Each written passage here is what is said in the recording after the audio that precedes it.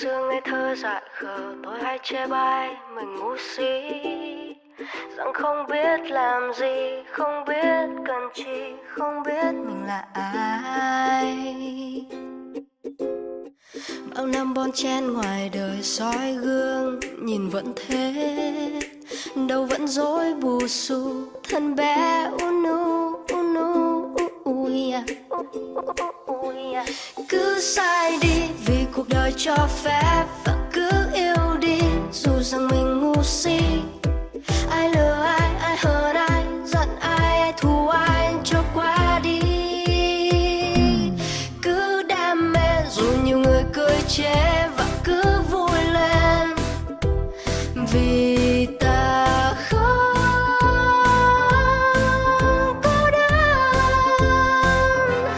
Vì tôi còn sống, vì tôi còn hát lên, vì tôi còn viết lên bao điều trong tôi. Bao năm bon chen ngoài đời soi gương nhìn vẫn thế, đâu vẫn dối bù xù thân bé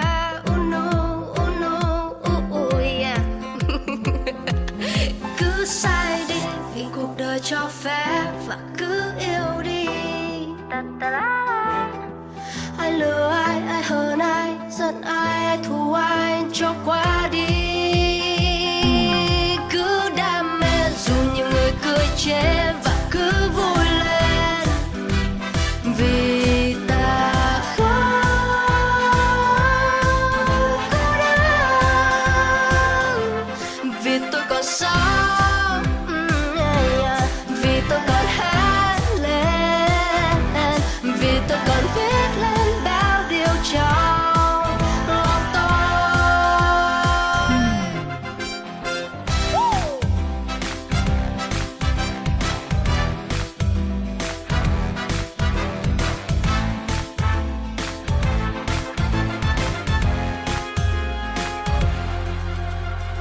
Mãi đây khi tôi dần dần quên đi mình là ai, nhờ ai đó gần bên, ai đó hát lên những bài ca tôi viết.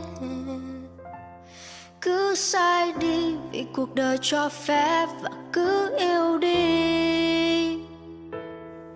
Ai lừa ai hờn ai, giận ai thù ai cho qua đi.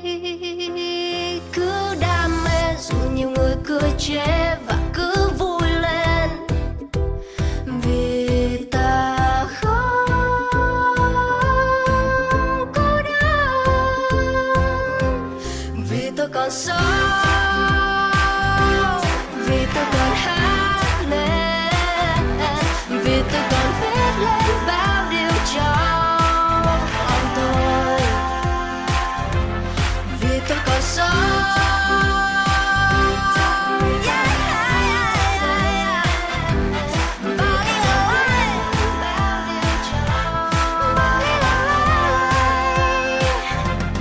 Vì tôi còn sống.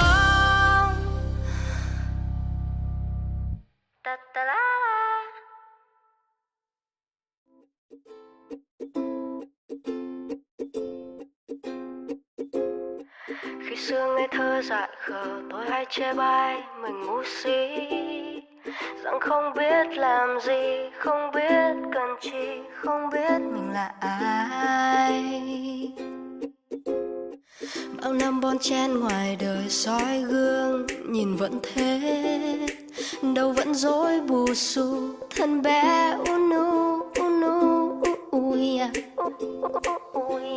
cứ sai đi vì cuộc đời cho phép, và